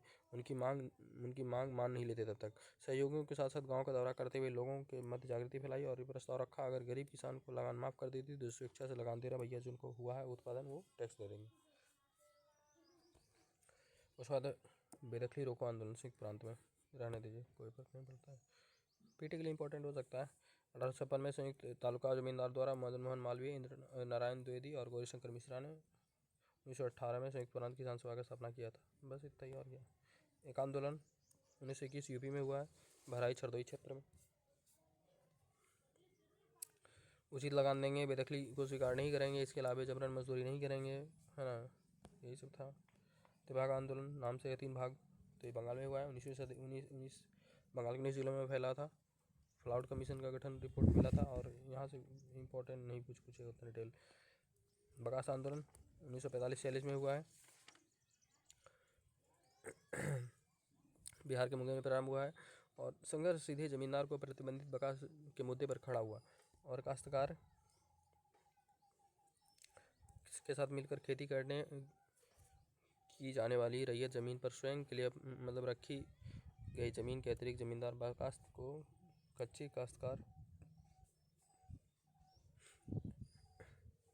को किराए पर विभिन्न दरों पर देते थे। वे बकास ज़मीन को पर कोई वैधानिक अधिकार नहीं था उनका। 1946 में यह मुद्दा उठा जब कांग्रेस ने बिहार में चुनाव की जमींदार प्रथा को समाप्त करने के लिए आश्वासन दिया। इससे जमींदार चौकन्ना हो गए। वे अधिकाधिक बकास भूमि को जीरात भूमि में बदलने लगे।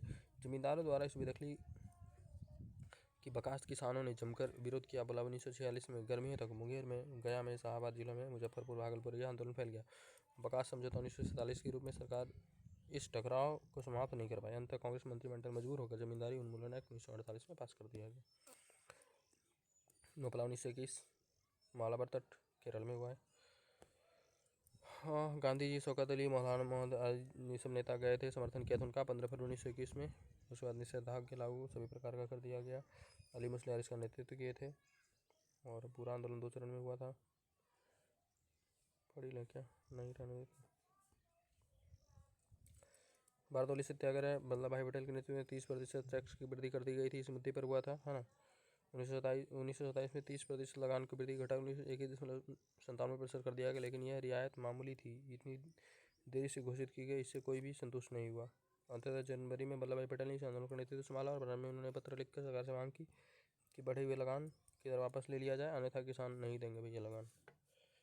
परंतु जवाब अत्यंत ठंडा रहा। अतः बारदौली तालुका में किसान की एक बैठक हुई और प्रस्ताव पारित कर दिया गया और तब तक निर्णय लिया गया जब तक सरकार इसे निष्पक्ष ट्रिब्यूनल का गठन नहीं करती है तब तक टैक्स नहीं देंगे। इम्पोर्टेंट नहीं उतना। तेलंगाना 1946 में हुआ है, 47 के मध्य हुआ है, इम्पोर्टेंट नहीं है। और निष्कर्ष अब देंगे। यद्यपि ये किसान आंदोलन तात्कालिक रूप से कोई महत्वपूर्ण परिणाम पैदा नहीं कर सके, किंतु उन्होंने एक नए मानसिक वातावरण का निर्माण किया, मतलब मानसिक कर सके, किंतु उन्होंने एक नए मानसिक वातावरण का निर्माण किया, रिपीट है, जिसके कारण स्वतंत्रता शीघ्र ही जमींदार उन्मूलन संभव हो सका, स्वतंत्रता के बाद ही।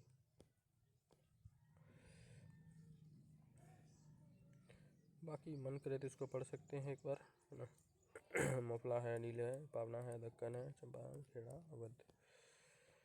नेक्स्ट है एका है मोपला, बारदौली, पंजाब में किसान आंदोलन, तेभागा तेलंगाना, दरभंगा बर्खास्त आंदोलन, अवध किसान सभा, दरभंगा किसान सभा, ठीक है। उसके बाद एका आंदोलन है, पंजाब में किसान आंदोलन है। अब आते हैं बिहार में किसान आंदोलन, ये इंपॉर्टेंट है। औपनिवेशिक शासन के दौरान भू राजस्व प्रणाली में कृषि वाणिज्यीकरण, ब्रिटिश आर्थिक नीति सम्मिलित प्रभाव के कारण कृषि व्यवस्था में किसानों की स्थिति काफी दयनीय हो गई, जिसके कारण देश के अन्य भागों की तरह बिहार में भी किसान आंदोलन का एक सशक्त परंपरा रहा है ना। सब रिपीट लाइन है। कृषकों का यह आंदोलन आरंभ से अपने जनजातीय स्वरूप में संथाल, मुंडा जैसे विद्रोहों के रूप में सामने आया था, तो आगे चलकर चंपारण कृषक के रूप में असंतोष विशुद्ध किसान आंदोलन के रूप में सामने आया। किसानों की इन क्षेत्रीय स्थानीय समस्याओं को संगठित कर राष्ट्रीय समस्या को उभारने के रूप में स्वामी सहजानंद सरस्वती ने बिहार में एक प्रमुख विद्रोह, उनका मतलब बिहार में हुए प्रमुख विद्रोह, हालांकि स्वामी सहजानंद ने नेतृत्व भी किया था, लेकिन कुछ विद्रोह की बात कर रहा है, जैसे संथाल, मुंडा, चंपारण 1917, दरभंगा में किसान आंदोलन। उस बाद किसान सभा गठन 1922 में हुआ है ना, जुबैर और श्री कृष्ण सिंह मिलकर जो किए थे।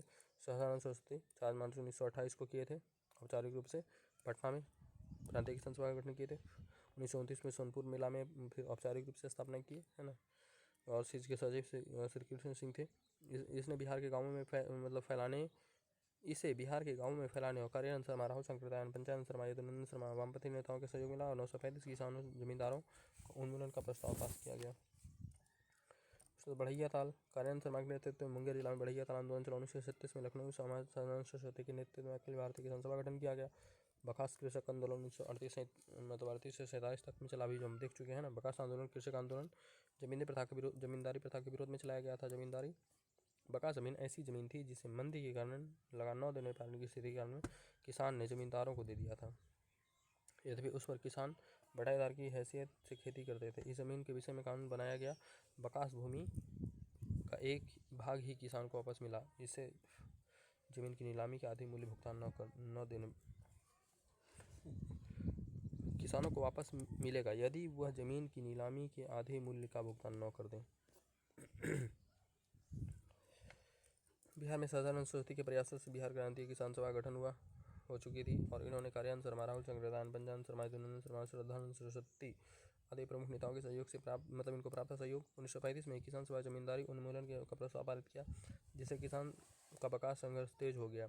गया जिले में यदुनंदन शर्मा के नेतृत्व में, सारण में यमुना कार्य की तथा अन्नवारी राहुल शंकर के नेतृत्व में बकास आंदोलन का नेतृत्व संभाला गया। उस बाद ये इंपॉर्टेंट है किसान आंदोलन सहजानंद सरस्वती। 20वीं शताब्दी के पूर्व में सहजानंद सरस्वती ने कृषक आंदोलन का निर्णायक भूमिका निभाई। औपचारिक भू-राजस्व प्रणाली द्वारा किसान जिस प्रकार शोषित हो रहे थे, उनके भीतर अधिकारियों की चेतना उजागर करने का प्रयास स्वामी सहजानंद सरस्वती द्वारा किया गया। इसी का परिणाम था कि स्वतंत्रता के लिए इस समय जितने भी आंदोलन किए जा रहे थे, उसमें बिहार के किसानों का अहम योगदान था। स्वामी सहजानंद सरस्वती भी आंदोलन में एकता के महत्व को अच्छी तरह से पहचानते थे, इसलिए उन्होंने किसानों को संगठित करने का प्रयास किया। अति आवश्यक कदम साबित हुआ।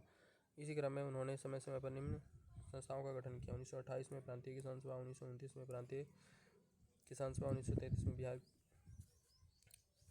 किसान सभा। वे इस संगठन में किसानों को जोड़ने, सभाएं करने, किसान को चेतना जागृत करने का प्रयास करते थे। इसके माध्यम से वे किसान संस्थाओं को संगठित रूप से पत्र पत्रिका प्रकाशित करते एवं शोषक को संप्रेषित करते। समस्याओं के लिए एकीकृत मंच पाकर अब किसान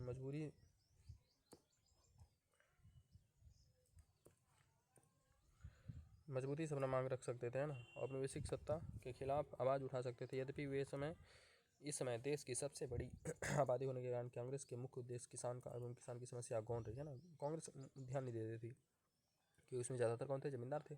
यह स्वामी सदानंद सरस्वती का सार्थक प्रयास ही था कि 1936 में अखिल भारतीय किसान सभा का गठन हुआ और जो राष्ट्रीय स्तर के किसानों को एकजुट किया, किसानों को किसान समस्या का मुख्य मुद्दा बनाने के लिए प्रेरित किया। इस समय एक राष्ट्रीय समस्या था जो के रूप में बनकर उभर रहा था। देश में किसानों के आर्थिक मुद्दे पर एकीकृत किया गया। देखा जाए तो यह कहीं न कहीं आर्थिक राष्ट्रवाद का एक रूप था, जिससे किसानों को ब्रिटिश शासन के खिलाफ उखाड़ खड़ा किया। उन्होंने राष्ट्रवाद की भावना पैदा की। स्वामी सदानंद सरस्वती यह समझते थे कि कृषक आंदोलन एकमात्र सिर्फ ब्रिटिश शासन नहीं थी, मतलब, है ना, एकमात्र कारण ब्रिटिश शासन नहीं थी, बल्कि इसके साथ साथ जमींदार भी वह वर्ग था जो अपने हितों को साध रहे थे। इसलिए वे पूरे आंदोलन के दौरान ब्रिटिश सरकार के साथ साथ जमींदारों के विरुद्ध भी आंदोलन चला रहे थे। बढ़ैया ताल इलाके में इनके सहयोगी जो कार्यान शर्मा थे, जमींदारों ने उनके लिए 1938 में बकास आंदोलन चलाया। जमींदारी के खिलाफ उन्मूलन के प्रयास के कारण कांग्रेस एवं किसान संगठन के मध्य मनमुटाव भी हो गया, क्योंकि कांग्रेस तत्कालिक परिस्थिति में जमींदारों के खिलाफ सशक्त आंदोलन के पक्ष में नहीं था। उनका भैया एक ही उद्देश्य था, भारत को आज़ाद कराना। स्वामी सदानंद सरस्वती का नाम किसान नेता के रूप में इसलिए विशिष्ट है क्योंकि उन्होंने बिहार सहित देश भर के किसानों को जागरूक, संगठित, एकजुट कर किसान समस्याओं को राष्ट्रीय आंदोलन के साथ जोड़ दिया, जिससे वे एक राष्ट्रीय आंदोलन के सामाजिक आधार में व्यापक विस्तार हुआ। तो दूसरी ओर आज़ादी के तुरंत बाद जमींदारी प्रथा का उन्मूलन, काश्तकारी सुधार, भूदान आंदोलन में पहली पंचवर्षीय योजनाओं में कृषि सर्वोच्च प्राथमिकता आदि के माध्यम से किसान समस्याओं को खत्म करने का प्रयास किया गया। निष्कर्ष: औपनिवेशिक शासन के दौरान कृषक विद्रोह का मूल कारण आर्थिक शोषण था। इसके कारण किसान द्वारा अंग्रेजों, भारतीय जमींदार प्रशासनिक शासकीय तंत्र का तीव्र विरोध किया गया। इसकी शुरुआत जनजातीय विद्रोह में हुई अपनी स्थानीय समस्याओं में बंधी थी। 20वीं शताब्दी का आंदोलन योग्य नेतृत्व एवं विस्तार के कारण राष्ट्रीय आंदोलन से जुड़ गया। जिसमें 20वीं शताब्दी में राजनीतिक दल, कृषक सुधार, किसानों की समस्या प्रमुखता से उठाया गया। इसके कारण किसान आंदोलन, जहाँ किसानों में जागृति लाकर एक राष्ट्रीय आंदोलन का सामाजिक आधार का विस्तार हुआ, वहीं दूसरी ओर कृषि एवं किसानों की समस्या को राष्ट्रीय आंदोलन के साथ समानांतर ला दिया, जिससे आज़ादी के बाद तीव्र सुधारों की मांग भी प्रशस्त हुई। शासन शब्द की पवित्रता को ध्यान में रखते हुए गांधी जी ने भारत में सत्य, अहिंसा, सत्याग्रह पर आधारित विचारधारा के माध्यम से देश को शांतिपूर्वक तरीके से आज़ादी दिलाई। इस लंबे संघर्ष में गांधीवादी आंदोलन की शुरुआत चंपारण, बिहार के सत्याग्रह से हुई, जिनमें न केवल सिर्फ राष्ट्रीय आंदोलन का स्पष्ट दिशा निर्देश एवं मजबूत नेतृत्व मिला, बल्कि वैचारिक संघर्ष भी कम हुई। इन्हीं कारणों से चंपारण सत्याग्रह और राष्ट्रीय आंदोलन में परिवर्तन बिंदु माना जाता है।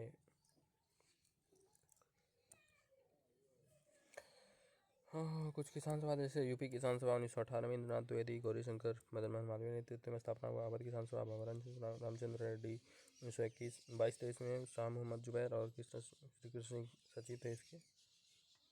श्रीकृष्ण सिंह के उपाध्यक्ष थे। सिद्धेश्वरी चौधरी एवं नंदकिशोर इसके सचिव थे। बिहार किसान सभा 1928-29 में सदानंद सरस्वती ने बीटापट्टनम औपचारिक किसान सभा की स्थापना की। 1929 में सोनपुर में सदानंद सरस्वती ने विधिवत स्थापना की। आंध्र प्रांतीय सभा एन जी रंगा। अखिल भारतीय किसान सभा सदानंद सरस्वती लखनऊ में पहला बैठक अध्यक्षता सरस्वती की है। महासचिव रंगा जी थे। उसके बाद है, ये इंपॉर्टेंट नहीं यार, कितना 3 बैठक हुआ था किसान सभा, प्रांतीय किसान सभा का, सोनपुर में, गया में। टोटरी का सो गया है 1929, 34, 35। 2 बार अध्यक्षता किए सदानंद सरस्वती और एक बार बीच में पुरुष घुस के बीच में। किसान आंदोलन और स्वामी सदानंद सरस्वती। उसके बाद 20वीं सदी के मध्य, अब रिपीट करेगा पॉइंट, सदानंद सरस्वती के आंदोलन निर्णायक भूमिका निभाई। औपचारिक भू राजस्व प्रणाली द्वारा किसान जिस प्रकार शोषित हो रहे थे, उनके भीतर अधिकारों की चेतना उजागर करने का प्रयास स्वामी सदानंद सरस्वती द्वारा किया जा रहा था। इसी का परिणाम था कि स्वतंत्रता के लिए इस समय जितने भी आंदोलन किए जा रहे थे, उसमें बिहार के किसानों का अहम योगदान दिखाई देता है। स्वामी सदानंद किसी भी आंदोलन में एकता के महत्व पर बहुत अच्छी तरह पहचानते थे, इसलिए उन्होंने किसानों को संगठित करने का प्रयास किया। अति आवश्यक यह कदम साबित हुआ कि इस क्रम में उन्होंने समय समय पर निम्न संस्थाओं का गठन किया। 2829 और 33 में देख ही लिया। 1933 में बिहार किसान सभा का गठन हुआ, किसान सभा, प्रांतीय किसान सभा, ठीक है। वे एक संगठन में किसानों को जोड़ते, सभाएं करते, किसानों को चेतना जागृत करने का प्रयास करते। इसके माध्यम से वे किसानों की समस्याओं को संगठित रूप से पत्र पत्रिकाओं प्रकाशित करते, शासकों को संप्रेषित करते, मतलब भेजते पत्र पत्रिका, और क्या करते, समस्याओं के लिए एकीकृत मंच पाकर अब किसान मजबूती से अपनी मांगों को रख सकते थे, औपचारिक सत्ता के खिलाफ आवाज़ उठा सकते थे। यद्यपि इस देश में की सबसे बड़ी आबादी होने के कारण कांग्रेस के मुख्य मुद्दे से किसान एवं किसान समस्याओं कौन रही। यह किसान समस्या यह स्वामी सदानंद सरस्वती के सार्थक प्रयास था कि 1936 में अखिल भारतीय किसान सभा का गठन राष्ट्रीय स्तर पर किसान एकजुट किया और कांग्रेस को किसान की समस्या का मुख्य मुद्दा बनाने के लिए प्रेरित किया। इस प्रकार राष्ट्रीय समस्या बना किसान का आंदोलन, मतलब किसान का मुद्दा उसके बाद बनकर उभरा और देश के किसानों को आर्थिक मुद्दे पर एकीकृत किया। देखा जाए तो कहीं ना कहीं यह आर्थिक राष्ट्रवाद का ही रूप था। बन सकता है क्वेश्चन, बढ़िया है, आर्थिक राष्ट्रवाद, जिससे किसानों को ब्रिटिश शासन के खिलाफ खड़ा किया। उन्होंने राष्ट्रवाद की भावना पैदा की। स्वामी सदानंद सरस्वती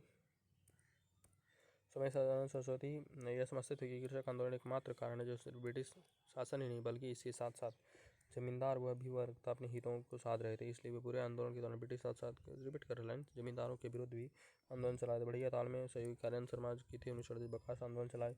जमींदार प्रथा उन्मूलन के कारण कांग्रेस किसान सभा मनमुटा हो गया, क्योंकि वो कांग्रेस की तत्कालीन परिस्थिति जमींदारों के खिलाफ सख्त आंदोलन के पक्ष में नहीं थे। सदानंद सरस्वती का नाम किसान नेता के रूप में इसलिए विशेषता, उन्होंने बिहार सहित सभी सब लाइन रिपीट है, पीछे हो चुका है, सहित देश भर के किसानों की जागरूकता एवं संगठित एकजुटता कर किसानों की समस्या को राष्ट्रीय आंदोलन बना दिया है, जिससे एक और जहां राष्ट्रीय आंदोलन के सामाजिक आधार का व्यापक विस्तार हुआ, दूसरी ओर आज़ादी के तुरंत बाद जमींदारी उन्मूलन कर दिया गया, समाप्त कर दिया गया, मतलब जमींदारी प्रथा समाप्त कर दिया गया। कष्टकारी सुधार, भूदान आंदोलन, पहली पंचवर्षीय योजना के दौरान किसी सर्वोच्च प्राथमिकता के आदि के माध्यम से किसानों की समस्या, हम ऐसे में भी यूज कर सकते हैं ना। औपचारिक शासन के दौरान कृषक विद्रोह का मूल कारण आर्थिक शोषण था। इसके कारण किसानों द्वारा अंग्रेजों, भारतीय जमींदार प्रशासनिक शासकीय तंत्र तीव्र मतलब विरोध किया गया। इसकी शुरुआत जनजातीय क्षेत्रों में हुई, जो अपनी स्थानीय समस्याओं में बंधी थी। तो वहीं 20वीं सदी के मध्य आंदोलन योग्य नेतृत्व एवं अपने विस्तार क्षेत्र में कारण राष्ट्रीय आंदोलन से जुड़ गया था, जिसमें 20वीं शताब्दी में राजनीतिक दलों द्वारा कृषक सुधार किसानों को समझने की प्रमुखता से उठाया गया। इसके कारण किसान आंदोलन ने जहां किसानों की जागृति लाकर एक और राष्ट्रीय आंदोलन के सामाजिक आधार का विस्तार किया, वहीं दूसरी ओर कृषक आंदोलन से समस्या से जुड़े राष्ट्रीय आंदोलन के समानांतर ला दिया, जिससे आज़ादी के बाद तीव्र सुधार का मार्ग प्रशस्त हुआ। रिपीट है यार। ब्रिटिश औपनिवेशिक भू राजस्व पद्धति भूमिका देखेंगे। 1765 में ईस्ट इंडिया कंपनी को बंगाल, बिहार, उड़ीसा में कंपनी को माल को जारी वसूलने का अधिकार मिल गया, जिसके बाद कंपनी शासन द्वारा अपने हितों की पूर्ति के लिए समयानुसार व्यापक परिवर्तन किए, जिसमें भिन्न भिन्न भू राजस्व पद्धति, स्वामित्व की अवधारणा, अत्यधिक भू राजस्व दर शामिल थी। यह नया परिवर्तन भारतीय कृषकों की व्यवस्था के लिए विनाशकारी साबित हुआ तथा इस व्यवस्था ने साम्राज्यवादी हितों की पूर्ति को अनवरत जारी रखा तथा भारतीय कृषकों एवं कृषि व्यवस्था को एक ऐतिहासिक पिछलेपन की ओर धकेल दिया ना। अब भू राजस्व व्यवस्था देखते हैं क्या क्या था। अस्थायी बंदोबस्त, रैयतवाड़ी और महलवाड़ी। तो अस्थायी बंदोबस्त का देखते हैं, इसका खंडवाली किया था 1693 में बंगाल, बिहार, उड़ीसा, उत्तर प्रदेश, उत्तर कर्नाटक में लागू था। कुल क्षेत्र का 19% और भूमि अधिकार सदैव अंग्रेजों जमींदार को दे दिया गया था और ब्रिटिश सरकार को राजस्व देने के लिए जमींदार ही उत्तरदायित्व थे। रैयत तो इसमें रो आता है थॉमस मुनरो। बम्बई, मद्रास, असम 51% क्षेत्र में भूमि का मालिक किसान थे। रैयत मतलब किसान होता है। उसके बाद ब्रिटिश राजस्व देने का अधिकार किसानों की थी। उसके बाद है महलवाड़ी। महल मतलब होता है गाँव। तो विलियम बेंटिंक का नेतृत्व 1837 में किया था। उत्तर प्रदेश, मध्य प्रांत और पंजाब में लागू था।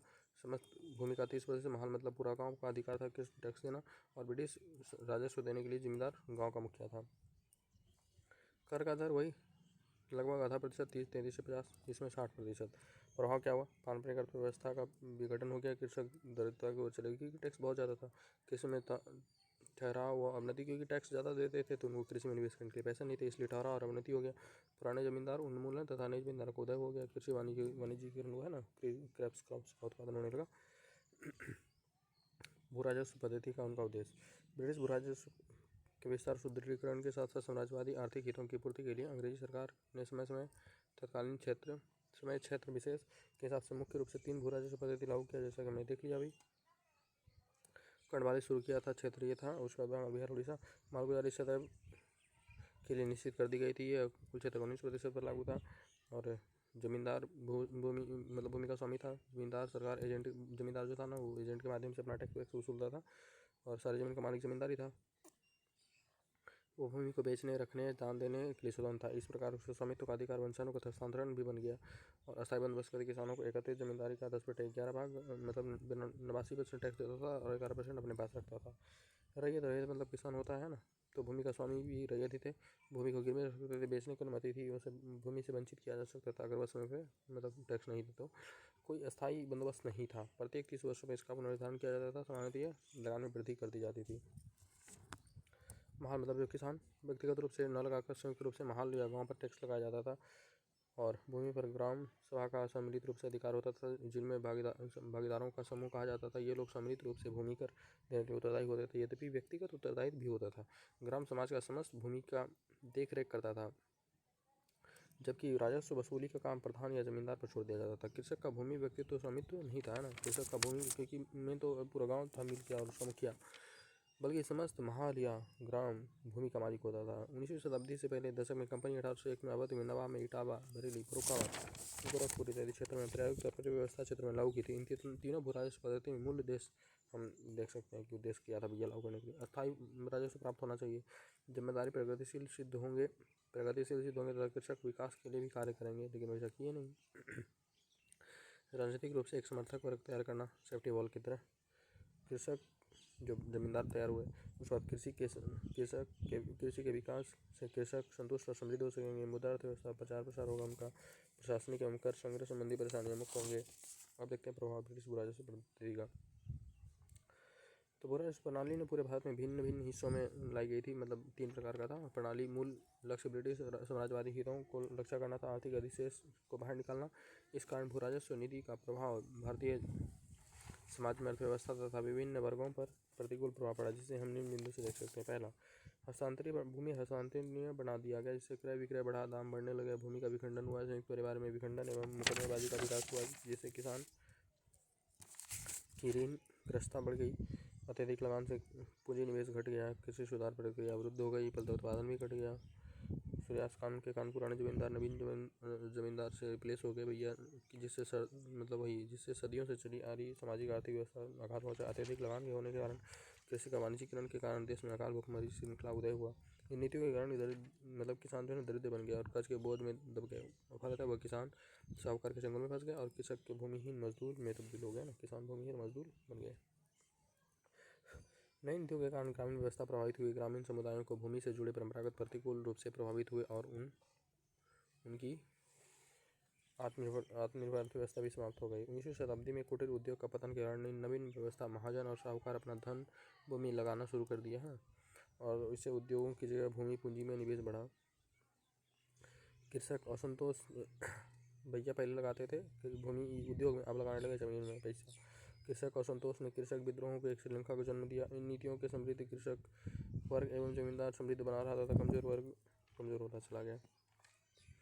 कारण क्या था भैया? ब्रिटेन में औद्योगिक विकास हो रहा था, कच्चे माल का जरूरी था वहाँ पे। यातायात साधन का विकास हो रहा था, इसलिए गाँव तक पहुँच हो रही थी। ईस्ट इंडिया कंपनी द्वारा भारतीय कृषि उत्पादों के निर्यात के माध्यम से लाभ कमाने का प्रयास किया जाने लगा। ब्रिटिश पूंजीवादी द्वारा भारत के कृषि क्षेत्र में भारी निवेश किया गया है ना। चाय अफीम के संदर्भ में चीन पर निर्भरता खत्म करने के लिए, तो ये कारण था वाणिज्य के ब्रिटिश कृषि नीति के तहत कृषि क्षेत्र में वाणिज्य का कारण ही सब था। अब देखते हैं भारतीय अर्थव्यवस्था पर प्रभाव क्या पड़ा। ब्रिटिश औपनिवेशिक नीतियों के तहत भारतीय किसान वाणिज्यीकरण किया गया है ना, जिसके भारतीय कृषकों को परंपरागत खाद्य फसलों की जगह बाजार में बिकने वाले नकदी फसलों के उत्पादन पर बाध्य किया गया। इसको क्रॉप्स वाणिज्यिक फसल जैसे गन्ना, रेशम, कपास, नील, अफीम, चाय, कॉफी आदि। सरकार औपनिवेशिक हितों को पूर्ति करने के लिए विशेष भौगोलिक स्थिति को ध्यान में रखकर नकदी फसलों का उत्पादन को बढ़ावा दिया। साथ ही सरकार के अग्रिम ऋण एवं सिंचाई की व्यवस्था की गई। इसमें तेजी से कृषि वाणिज्यिकरण संभव हुआ, जिसका भारतीय अर्थव्यवस्था पर काफ़ी नकारात्मक प्रभाव पड़ा। नकारात्मक ग्रामीण ऋणग्रस्तता, बेरोजगारी, भूखमरी बढ़ी, मानव जनित अकाल बंगाल, बिहार, मद्रास में बढ़ी गई, धन का निकासी हुआ, औद्योगिकरण हुआ, व्यवसायिक किसान, धनी और निर्धन किसान के बीच आर्थिक असमानता बढ़ गई, धनी और हो गए, साहूकार पर निर्भरता बढ़ी क्योंकि भैया नकदी के लिए अधिक लागत लगता था, पैसा लेते थे साहूकार से किसान। भारतीय कृषि व्यवस्था यूरोपीय बागान मालिकों के नियंत्रण में हो गया। भारतीय कृषि ढांचा ब्रिटेन के उद्योगों की दया पर निर्भर हो गया। हाँ, लेकिन कुछ फायदा हुआ। कृषि अर्थव्यवस्था विश्व की अर्थव्यवस्था से जुड़ गया। कृषि का लाभ बड़े किसानों को ही मिला। ग्रामीण शहरी संपर्क का बढ़ावा, अर्थव्यवस्था एकीकृत हुई, मुद्रा अर्थव्यवस्था का प्रसार हुआ, विशेषीकृत क्षेत्र का विकास हुआ। भारत में कृषि वाणिज्यीकरण की प्रक्रिया अंग्रेजों द्वारा शुरू की गई थी, जो भारतीय कृषि प्रणाली की एक नई घटना थी, जहां उच्च वर्ग और ब्रिटिश उद्योगों को इससे लाभ हुआ। वहीं भारतीय किसान अंतर्राष्ट्रीय बाजार से सीधे बंधे। वाणिज्यीकरण का सबसे बुरा प्रभाव यूरोपीय लोगों के हाथों में भारतीय किसानों का उत्पीड़न था। इनके व्यक्ति 1859 में नील विद्रोह के रूप में उभरा। इसके अलावा भारतीय किसानों की विद्रोह का व्यवसायीकरण अकालों की श्रृंखला के रूप में सामने आया, जिससे भारी संख्या में लोगों की जान गई। मूल्यांकन। ब्रिटिश राजस्व व्यवस्था को अगर हम समग्र रूप से देखें तो भारतीय कृषि व्यवस्था में काफ़ी नुकसानदायक साबित हुआ। इसके लिए नकारात्मक प्रभाव को हम निम्न रूप से देख सकते हैं। पहला कि इसके व्यवस्था के कारण ऊपर के सामंतवादी निचले स्तर पर कृषक दासता को प्रोत्साहन मिला। अस्थायी बंदोबस्त, दूरभाषी या अनुपस्थित जमींदारी की प्रथा को जन्म दिया। वस्तुतः जमींदार अधिकारों की नीलामी के कारण पुराने जमींदार बदल गए। अधिकांश भूमिदार नए हाथों में आ गई, जो अधिकतर बनिया व्यापारी थे, जिनको गांव से कोई लगाव नहीं था, बस उनको पैसा चाहिए, है ना। जमींदार प्रवासी थे और दूरदर्शी शोषणकारी बन गए वो। अनुपस्थित जमींदारी पैदा होने के कारण गाँव में मुद्रा का प्रसार शहरों की ओर हो गया, जिससे गाँव का विकास अवरुद्ध हो गया। भू राजस्व की रकम चुकता करने के लिए नकदी फसलों की खेती, परिणामस्वरूप मोटे अनाज की खेती दुष्प्रभावित हुई। इसलिए ये समय पर मानव जनित अकाल प्रभाव पड़े, मानव जनित अकाल। अस्थायी बंदोबस्त व्यवस्था प्रत्यक्ष और अप्रत्यक्ष रूप से भारतीय व्यवस्था को नकारात्मक रूप से प्रभाव डाला। कुछ हद तक कंपनी का फायदा पहुंचाया। रैयतवाड़ी व्यवस्था ने कृषि एवं कृषकों पर प्रतिकूल प्रभाव। भू राजस्व दर सामान्य से अधिक था, जो सामान्य 33 से 55% के बीच में, और प्राकृतिक आपदा जैसे सूखा, बाढ़, फसलों को नष्ट हो जाने पर किसानों को पूरा लगान देना पड़ता था। भू राजस्व की दर अत्यधिक होने के कारण कृषक साहूकार कर्ज लेना पड़ता था। फलते हुए साहूकार के चंगुल में फंस जाते थे और अपनी जमीन खो बैठते थे, है ना। इस प्रकार सर्वाधिक विकास हुआ। इसी व्यवस्था में किसानों का शोषण भी जारी रहा। सरकार जब चाहे लगान की राशि बढ़ा सकती थी, जिससे किसानों का निश्चित भय था। इसी तरह राज्य में स्वयं शोषण करता भी था।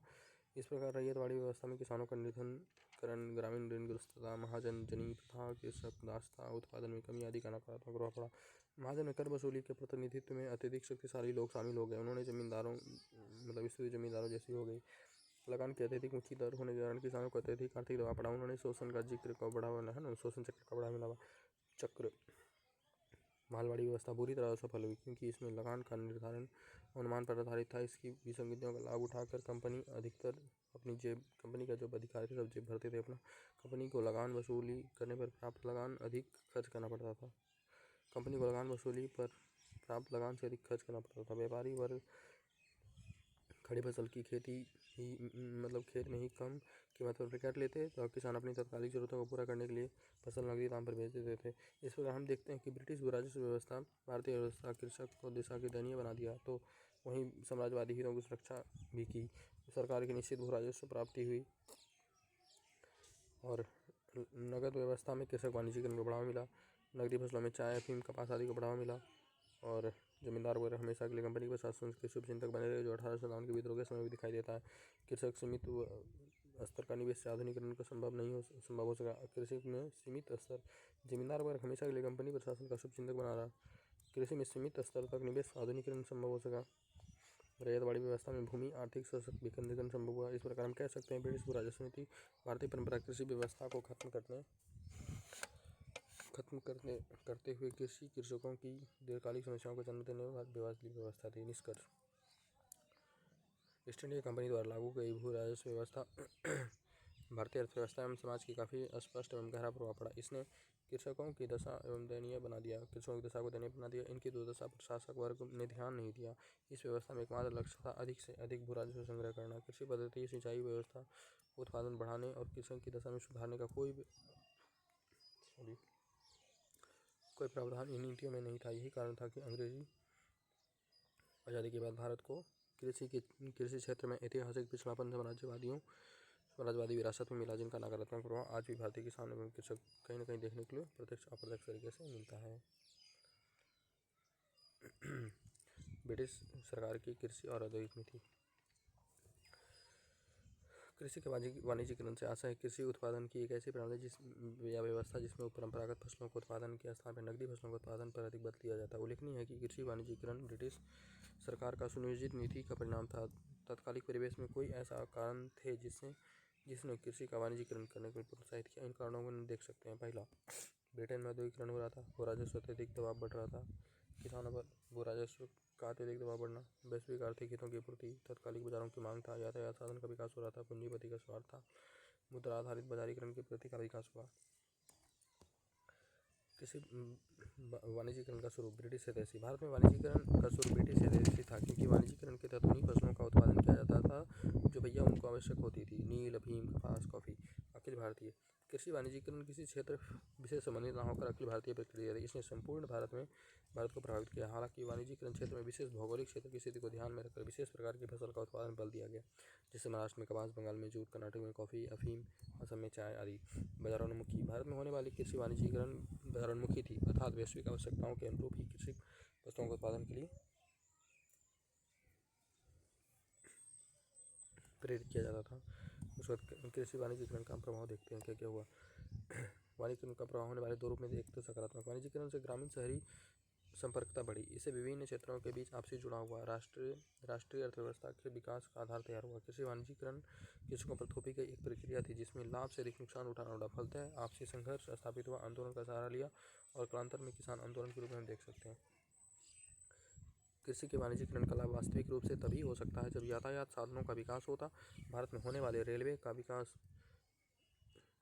व विस्तार, सड़क निर्माण, जहाज रानी उद्योग आदि इस कड़ी में देखा जा सकता है। कृषि वाणिज्यीकरण रोजगार में सृजन में भी ये महत्वपूर्ण भूमिका निभाई। वस्तुतः कपास, नील, चाय, कॉफी उत्पादन एवं भंडारण में बड़ी संख्या में मजदूर की आवश्यकता हुई। यातायात परिवहन के विकास में बड़ी मजदूर की आवश्यकता हुई। फलतः रोजगार का भी सृजन हुआ। नकारात्मक देखते हैं। कृषि वाणिज्यीकरण ने अंग्रेजी शासन के हाथों शोषणकारी प्रतिक्रिया और तीव्र प्रतिक्रिया प्रदान की। वस्तुतः इन फसलों के निर्यात से जो भी लाभ हुआ उनका निवेश ब्रिटिश आर्थिक हितों में ही प्रभावित थे।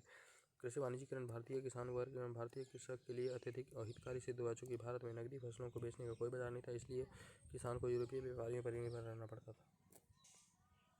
नकदी फसल के उत्पादन के कारण खाद्यान्न उत्पादन में भारी कमी आई। फलतः न केवल खाद्य वस्तुओं की कीमत में वृद्धि हुई, बल्कि खाद्य संकट की स्थिति अकाल जैसी उत्पन्न हो गई। कृषि वाणिज्यीकरण ने किसानों की स्थिति प्रतिकूल प्रभावित किया, जिस कारण कृषकों की जमींदारों पर निर्भरता बढ़ गई।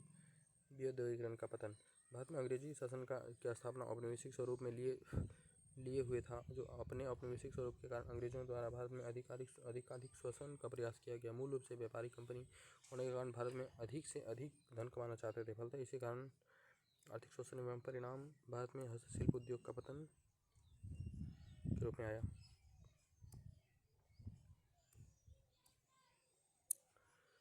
पतन का कारण देशी रियासतों में राज दरबार में भारी संख्या में कमी। भारत में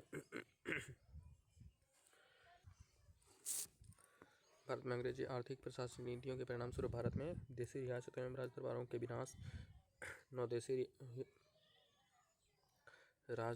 विनाश नवदेशी हस्तशिल्प उद्योगों को गंभीर रूप से प्रभावित किया, क्योंकि यह राज दरबार में ही इन देशी उद्योगों के उत्पाद की जाने वाली विलासिता की वस्तुओं के बड़े उपभोक्ता थे। मतलब मांग थी उनकी देशी रियासतों में, लेकिन वही समाप्त होने लगे।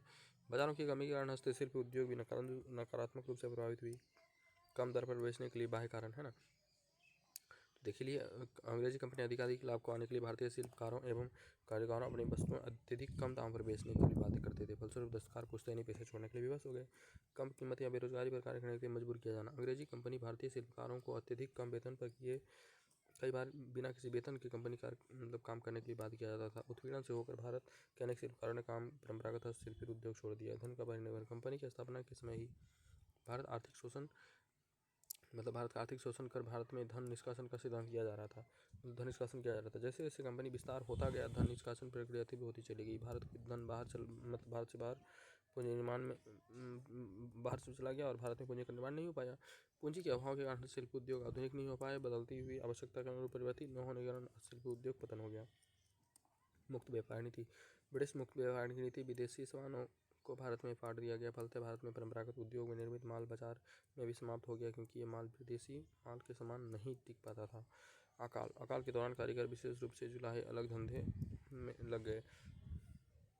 परिवहन। रेल की स्थापना, यातायात सस्ते सुगम साधनों से विकास, गाँव में ब्रिटिश निर्मित माल आसानी से सस्ते दामों पर उपलब्ध हो गए। यह भारतीय हस्तशिल्प को उद्योग को बर्बाद करने का मुख्य कारण था। प्रभाव। भारतीय हस्तशिल्प उद्योग भारतीय ग्रामीण जीवन का आधार स्तंभ माना जाता था। फलतः इसके पतन के कारण भारतीय ग्रामीण अर्थव्यवस्था का नकारात्मक रूप से प्रभाव पड़ा। जिस प्रकार सिक्के के दो पहलू होते हैं, इसी प्रकार कुछ सकारात्मक भी देखने को मिलता है। नकारात्मक। बेरोजगारी में वृद्धि हुआ। नगर का पतन हुआ, जैसे ढाका, मुर्शिदाबाद, सूरत। स्वावलंबी ग्रामीण अर्थव्यवस्था का विनाश हो गया। भूमिहीन वर्ग का उदय हुआ। संपूर्ण भारत में एक समान अविकसित बदलशील आर्थिक व्यवस्था का विकास हुआ। दस्तकार पूर्णतः विनाश हो गया। सकारात्मक। परंपरागत उद्योग के पतन से पूंजीवादी उद्योग का पतन हुआ, जो एक प्रकार सामंती आदर्शवादी प्रभावित उद्योगों के पतन का सूचक है। हस्तशिल्प वर्ग ने आधुनिक सरबराह वर्ग का एक रूप धारण किया। इस वर्ग के उदय ने अपने तरीके से सामाजिक आर्थिक संबंधों को प्रभावित किया। नवीन कला का विकास, नए शहरों का उदय हुआ।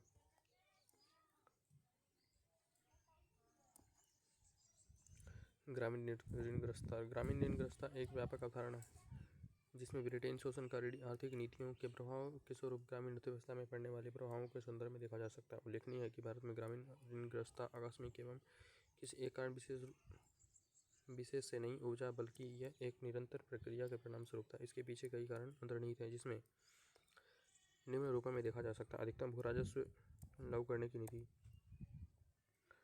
ब्रिटिश सत्ता की स्थापना के पश्चात भू राजस्व सुधार करते हुए नई राजस्व प्रणाली में अपनाया गया। यह राजस्व अधिकतम लाभ पर आधारित था। इस प्रणाली के तहत पूरे भारत में 3 प्रकार के भू राजस्व नीति अपनाई गई। देखे चुके हैं, रैयतवाड़ी, मालवाड़ी, बंदोबस्त। इस प्रणाली के माध्यम से किसानों से लगान वसूली की बहुत ऊंची दरों पर की जाती थी। स्थिति तो यह तब भयावह हो जाती थी जब फसल नष्ट हो जाने के बावजूद भी इन पर कोई दया भावना नहीं दिखाई जाती। फलतः वर्ग लगान अदायगी हेतु सरकार से साहूकार से ऋण लेना पड़ता। इस ऋण जाल में फंस जाते थे। कृषि का वाणिज्यीकरण। कृषि का वाणिज्यीकरण भी ग्रामीण ऋणग्रस्तता के लिए उत्तरदायी कारण माना जाता है। वस्तुतः वाणिज्यीकरण की प्रक्रिया ने किसानों के उत्पादन को काफ़ी प्रभावित किया। अधिकांश कृषक स्वेच्छा से या जबरदस्ती वाणिज्यीकरण फसल का उत्पादन में लग गए, किंतु यह उत्पादन अंतर्राष्ट्रीय व्यापार में भारित था। अतः बिचौलियों में चंगुल में फंस कर रह जाते, उनसे आय में भारी कमी देखी गई। अंततः जीविकोपार्जन के लिए ऋण का सहारा लेना पड़ा। उसके बाद उत्पादन के कार्यों में ले लिया गया ऋण। ब्रिटिश शोषणकारी नीतियों परिणाम स्वरूप किसानों में मजदूर अपनी आजीविका को चलाने के लिए उत्पादन कार्यों के लिए महाजन साहूकार से ऋण लेते थे, किंतु अकाल, सूखा, ऊंची लगान के कारण ऋण चुकाने में असमर्थ होते। इसी परिणाम स्वरूप ऋण जाल में फंस जाते। राष्ट्रवादी कवि प्रेमचंद्र के अमर गोदान में इस परिदृश्य को बखूबी प्रदर्शित किया गया। हस्तशिल्प उद्योग का पतन। भारतीय हस्तशिल्प उद्योग भारतीय ग्रामीण जीवन का आधार स्तंभ है। ब्रिटिश सरकार आर्थिक शोषणकारी नीतियों के परिणाम स्वरूप भारत में हस्तशिल्प उद्योग के पतन के होने लगा। इस पतनकारी स्थितियों में परिणाम स्वरूप शिल्पी और कर्मकार वर्ग जीविका चरमराने लगा। अतः वे जीविका पार्जन के लिए साहूकार से ऋण में फंसते चले गए। अकाल, सूखा। भारत में कृषि प्रधान राज्य है। यहाँ कृषि मानसून पर आधारित है। भारतीय कृषि मानसून जुआ की संज्ञा भी दी जाती है। इस अकाल स्थिति से जूझे भारतीय किसान प्रतिकूल रूप से प्रभावित हुए, जो अंततः ऋणग्रस्तता के शिकार हो गए। क्या करेंगे? सामाजिक धार्मिक अवसरों पर अत्यधिक खर्च करने की प्रवृत्ति। भारत में ऋणग्रस्तता के पीछे फिजूल खर्ची भी देखा जा सकता है। वस्तुतः भारत में अनेक प्रकार के सामाजिक धार्मिक अवसर पर अधिक खर्च करने के रीति रिवाज है। इन खर्चों या तो सांस्कृतिक मान्यताओं के साथ जोड़ दिया जाता है। सामाजिक प्रतिष्ठा की लालसा ने भी अधिक बढ़ा दिया। फलतः ऋणग्रस्तता की मात्रा में वृद्धि होती चली गई। इसका प्रभाव ऋणग्रस्तता के कारण भूमि जो है ना, किसानों के हाथ से निकलकर साहूकार के पास चली गई। किसान का क्रय क्षमता घट गया। कुपोषण का शिकार हो गए। खाना तो था नहीं। पीढ़ी दर पीढ़ी बेकारी के मजबूर हो गए। निम्न मजदूरी कार्य करने के लिए विवश हो गए। बेरोजगार, गरीब में भारी वृद्धि हुई। आत्महत्या, हत्या, इजाफा हुआ। अकाल में वृद्धि हो गई। पलायन, विस्थापन की समस्या। नेक्स्ट 1857 का विद्रोह।